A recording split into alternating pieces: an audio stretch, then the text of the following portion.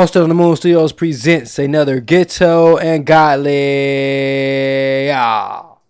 What's good, congregation? It's your girl, Auntie Mimi, the big shit talker. And your main dude, Dr. Key, in the building. Ow. How you doing? How you doing? How you been? How you doing? How I you ain't saw you, been? my friend. Yeah. Why you be putting on for these people? Because I put on for For everybody. the congregation, they know what's up. Yeah. They know what's up. You see me in your motherfucking sleep. For real? Yeah. Yeah. Straight up. Ain't that on the song? Yeah, that is on the song. See you in your sleep? No, I just made that up. Nah, that's on the song. I swear I just made that up. You're a funny money. How you been, Dr. Key? I've been good. God is blessing me. God is blessing me, opening up my eyes, showing me new stuff. What'd he show you? New things. New horizons, new money, you know what I'm saying? All that good stuff, That's how you do me. New money. Yeah, what about you? What about you, big shit talker, Auntie Mimi? I'm great, you know what I'm saying? I can't complain. Can't complain. Black. Black and beautiful, huh? Beautiful and blessed. Okay, that's what's up. You know how we do. I know. You know what I'm saying? We gotta pop it, man. We gotta pop it, keep it rolling. That's what we on. That's how it moves over here, motivating the nation. Not the nation. One grain at a time.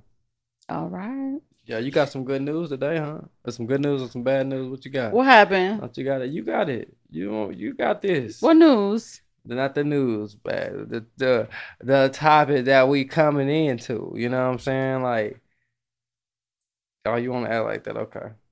What? All right. Equity is going up, y'all. Oh yeah, if man, you house, gotta be sending me a hint. You know what I'm saying? Equity is going up, y'all. So if you purchase a house, man, check your equity, man. Especially out here in Nevada. That's crazy, right? I don't know about every other state, but definitely out here in Nevada, Las Vegas. So it's jumping. It was an article that's posted. Let me go back to it.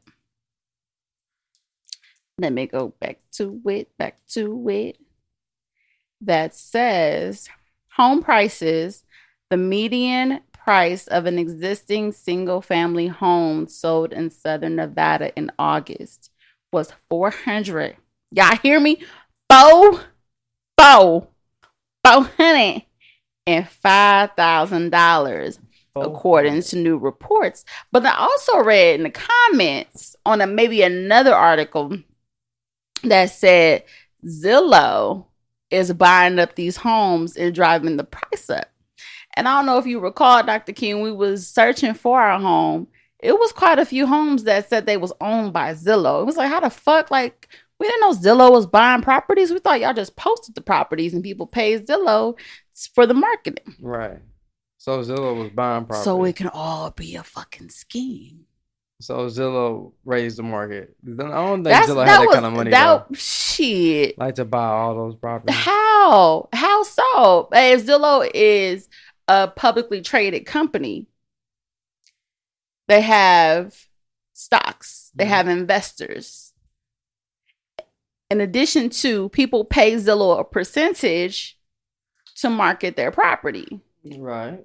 I guess. They have all these homes across the nation. Maybe even overseas. Who knows? Zillow may be international. Right.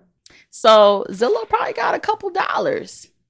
So you think Zillow created a fake market boom? They could have said, psst, we need to get in on this. Yeah. It only makes sense. Anything is possible. But I don't think Zillow would have been the only ones to jump in on the opportunity. Other companies would have did the same thing. Trulia, other, marketing companies, why the fuck not? Yeah. That's just crazy how that's damn near $500,000. Yeah. And then you read an article how they're pushing out millennials, how this market with it being driven up is pushing out millennials from home buying. So they're going to be like lifetime renters. Of course. I really feel like, these people you guys voted for in legislation in your state, they should step up and do something for the locals. Like, the locals should have, like, a set price. Like, this is what the locals pay. And then, like, if they do want to charge, out-of-towners more, they can create, like, an out-of-state fee. that That's out of state tax. I can see what you're saying with that, but that can form so many like issues as far as like, oh, you're discriminating against us. Like, it's discrimination. No, it's not, because what it's doing is creating a financial crisis and a class crisis, because with people coming in from California, they have more money because they don't made their they sold their property.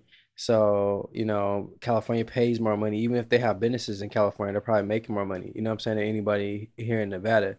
So if you have all these people move from California here in Nevada, buy all the properties, how are the millennials going to be able to compete? Then that the norm is going to be the California people income, and we don't have nothing Well, to if do they with move Nevada. to Vegas, they no longer have California income. No, yes they do. Like everybody, some people bought 2 properties, so they sell 1 property. They still can come here and buy 3 properties and still make money off their property in California. They can still have businesses in California and still make money. They can just live here in Vegas. I get what you're saying, but now that we're on the other end of the spectrum as homeowners, if 2 people was competing to buy our home, and this person said, maybe based on your logic, if their set price was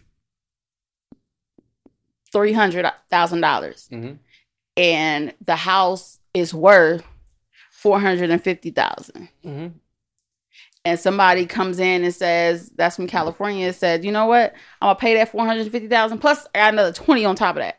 No, you mean to tell me, as a business, as somebody that owns that property, that's as a seller, you're not gonna sell your property to the highest bidder?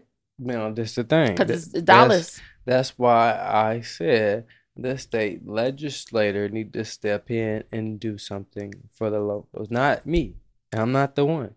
But now back to this. Now say that a deal's a deal. So if I'm selling my house for $450,000 and the local person has $450,000 and the California person has $450,000, and of course I'm gonna go to the highest bidder. Like that don't have nothing to do with that. But what I'm saying is the legislature still need to put something in place, because if the legislature put something in place, I may not be able to do that. You know what I'm saying? Babe, I see where you're trying to go with that. That's what I'm telling you. But it's all about money. But if they don't allow that, like if we like that to me that's even kind of bad, because some people in this market, because it's fucked up, some people bought houses for about money that it wasn't even worth. You know what I'm saying? So like they lost. That's the problem. So like I feel like people shouldn't be even allowed to do that. Like I know. But people will probably figure out a way to do it on the table, but then they can do a discrimination like, hey, these people refused to sell my house. I had the funds. I didn't go over. I didn't pay them nothing under the table. So there was nothing extra incentive for them. You know what I'm saying? But like I said, that's where the state legislators step in, and they don't allow. I know. That. I absolutely understand. But it's like you're asking for politicians to step in to say, hey, no, we care about the locals. No, we care about the dollars, because that translates into tax dollars, and that translates into my salary. But even then, though, like if it's not like that won't squander the locals then, because I mean, if the house is worth $450,000, you gotta pay $450,000. Now, but I'm talking about the overage. You know, like that's the extra overage is bullshit. That's what I'm saying. That's what I'm saying. That's absolutely. So listen. I don't even understand how that's illegal. I'm glad, exactly. So I'm glad now I'm getting you to understand, because like that's crazy. Like communication is key, guys. I hope y'all paying attention.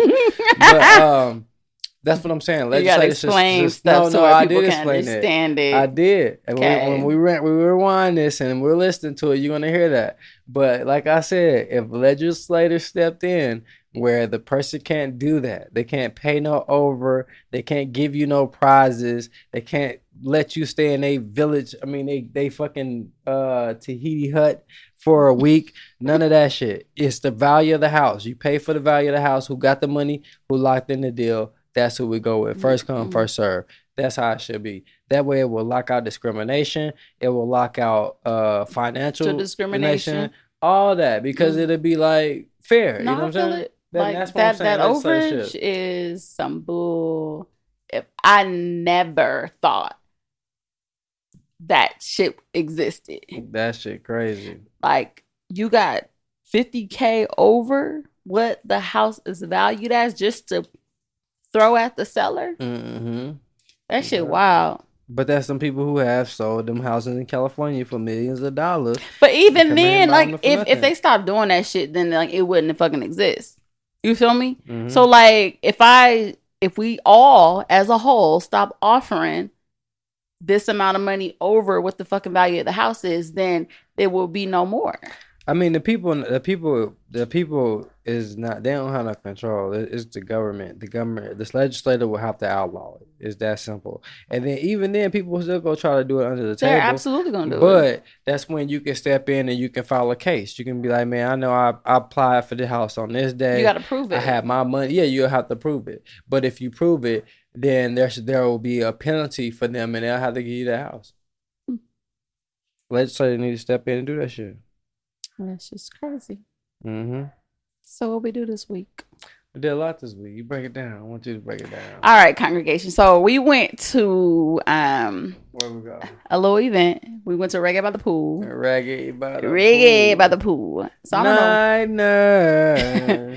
I don't know how Dr. Key always finds like these Jamaican events. I'm Jamaican. So we went to Reggae by the Pool and we learned a hard lesson. Okay. Yeah.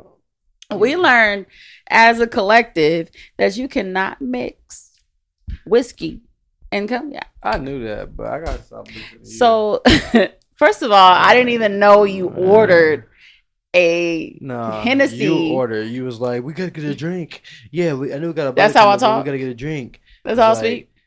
Yeah. I was like, oh, so look, I was like, well, we gonna get a bottle of Hennessy. Because we was gonna get a bottle of Hennessy first.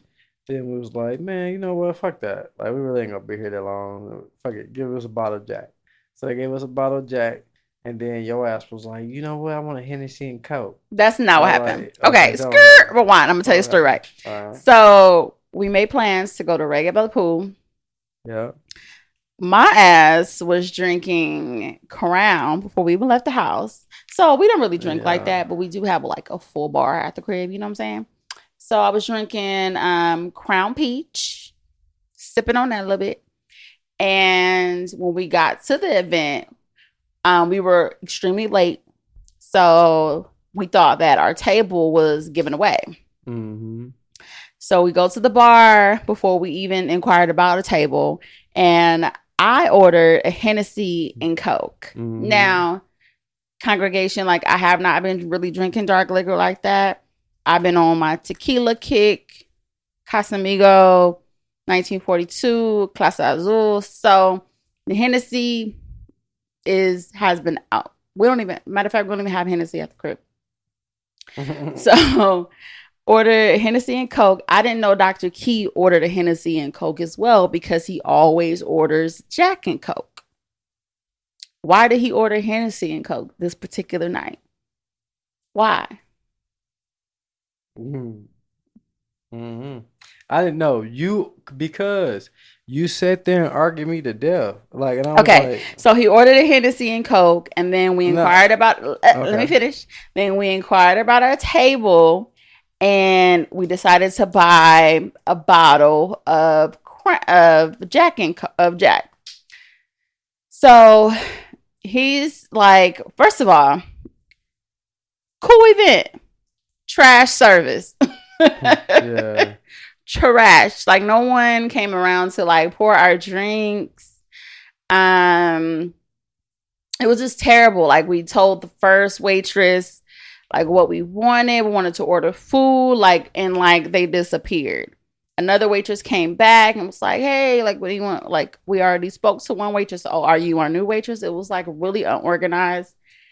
Then by the time she came back to order so we can order our food, they told us the fucking kitchen is closed. Mm-hmm. Now, I don't know about any of y'all, but I gotta eat. What they bring out though? You didn't tell them what they bring out. I'm gonna get to it. I'm gonna get to it. So they're like, the kitchen is closed. I'm like, what you mean the kitchen is closed? Like, we got a table just based on the mere fact that we're gonna be able to munch on something like some food, a chicken wing, a fry, something, a sandwich, and sip a little bit, listen to some reggae. You mean to tell me that the kitchen is closed? She's like, yeah, they're super bagged up. They just told us the kitchen is closed. Like, Okay, like